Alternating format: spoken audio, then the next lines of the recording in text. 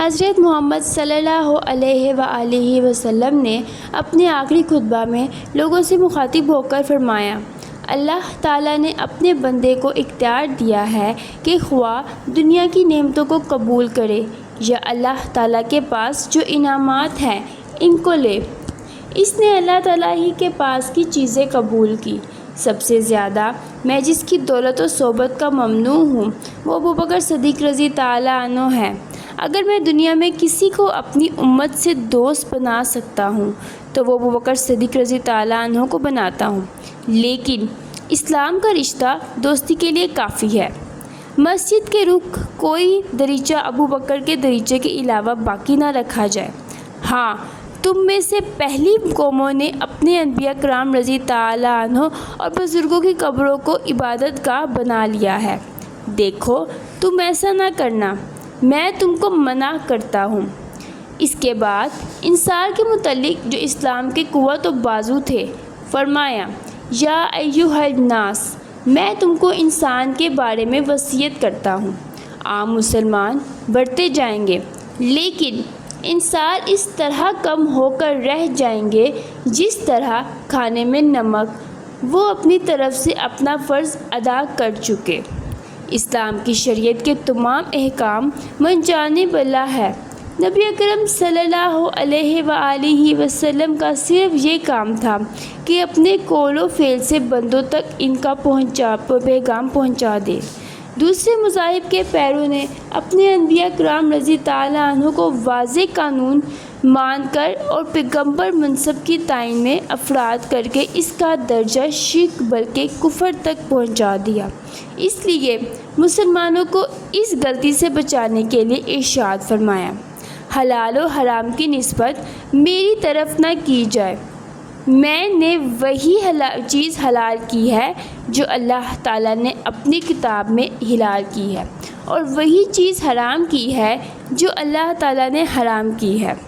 سارے الہامی مذاہب میں انسان کی جزا و سزا اس کے ذاتی اعمال پر ہے۔ خطبہ سے فارغ ہونے کے بعد سیدہ عائشہ رضی تعالیٰ عنہ کے حجرہ میں تشریف لائے۔ متفرق تعلیمات کا سلسلہ آخر وقت تک جاری رہا۔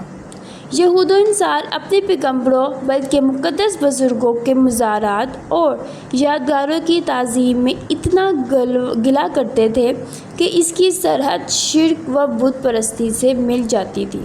مسلمانوں کو اس فتنے سے محفوظ رکھنے کے لیے عین بیماری کی شدت میں ارشاد ہوا، یہود انصار پر اللہ تعالیٰ کی لعنت ہو، انہوں نے پیغمبروں کی قبروں کو عبادت گاہ بنا لیا ہے۔ حضرت عائشہ صدیقہ رضی تعالیٰ عنہ کے پاس کچھ اشرفیہ رکھوائی تھی۔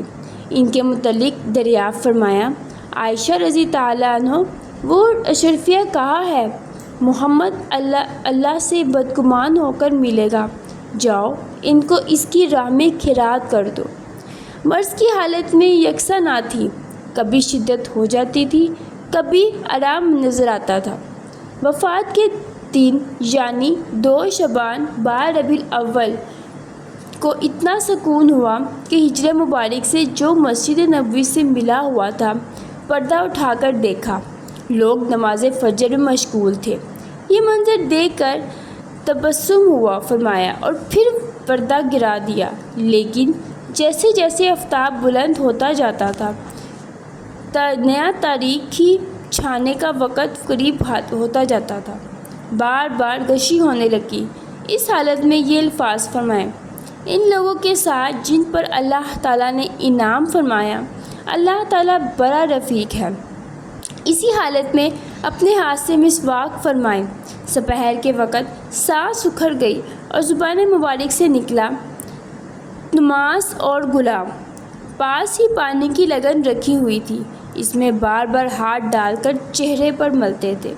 اسی دوران میں ہاتھ اٹھا کر 3 مرتبہ فرمایا، اب کوئی اور نہیں، بس وہی رفیق اللہ درکار ہے۔